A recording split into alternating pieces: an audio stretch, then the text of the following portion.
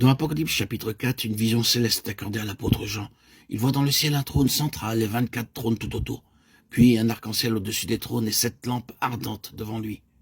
Ici, nous avons l'Église glorifiée dans le ciel et révélée à Jean. Chacun est invité à avoir une part dans ce sanctuaire. Au chapitre 3 de l'Apocalypse, verset 21, notre Seigneur dit à Jean, « Celui qui vaincra, je le ferai asseoir avec moi sur mon trône. Comme moi j'ai vaincu, et je me suis assis avec mon Père sur son trône. » C'est la promesse de notre Seigneur à son Église. Promesse donnée à Jean, l'apôtre, sur la terre. Au chapitre 4, il est enlevé dans les cieux et voit le trône, ainsi que ceux qui sont assis dessus. Chaque détail a une grande signification spirituelle. Nous pourrions passer toute une semaine sur ce seul sujet, afin d'obtenir un rapide coup d'œil du sanctuaire et du trône. Considérons le trône central, les 24 trônes autour, ainsi que les 24 anciens assis, des couronnes d'or sur leur tête. 7 lampes de feu brûlent devant le trône, et les chérubins se tiennent debout tout autour et au-dessus de tout. L'arc-en-ciel, symbole de l'alliance de Dieu. Dans la Genèse, nous lisons qu'après le déluge, Noé vit un arc-en-ciel. Dieu établit une alliance avec Noé. L'arc-en-ciel est le symbole de l'alliance de Dieu. Il ne devait plus craindre le déluge sur la terre. Genèse 9, 13. L'arc-en-ciel était un symbole confirmant l'alliance que Dieu avait contractée avec lui.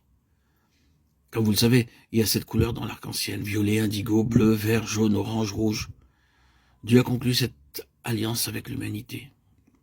La première avec Adam. Bien qu'Adam ait failli et désobéi à Dieu, Dieu a cependant conclu une alliance avec lui, promettant que le Sauveur sortirait de la postérité de la femme. Genèse 3, verset 15.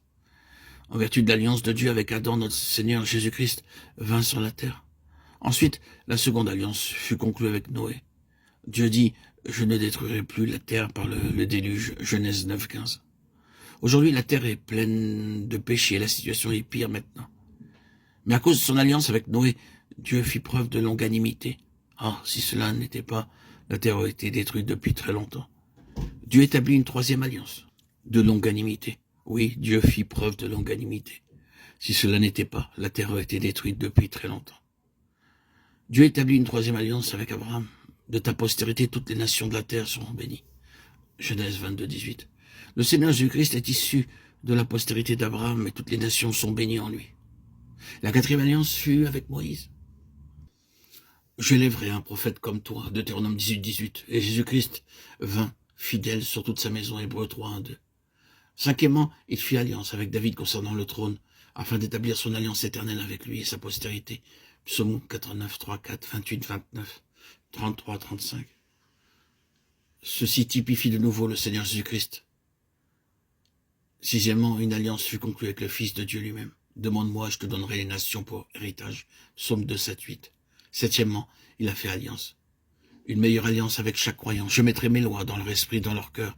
Je les écrirai aussi. Et leur péché, je ne m'en souviendrai plus. Hébreux 8, 6, 10, 12, 13. C'est à cause de ces 7 alliances que nous acquérons le droit de partager son trône. C'est à cause de l'alliance de Dieu et de sa promesse que nous serons élevés.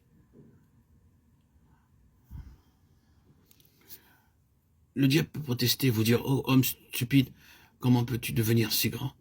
Comment Dieu peut-il te donner une haute position ?» L'arc-en-ciel donne la réponse. Nous parviendrons à la royauté en vertu de l'alliance d'amour gardée par Dieu.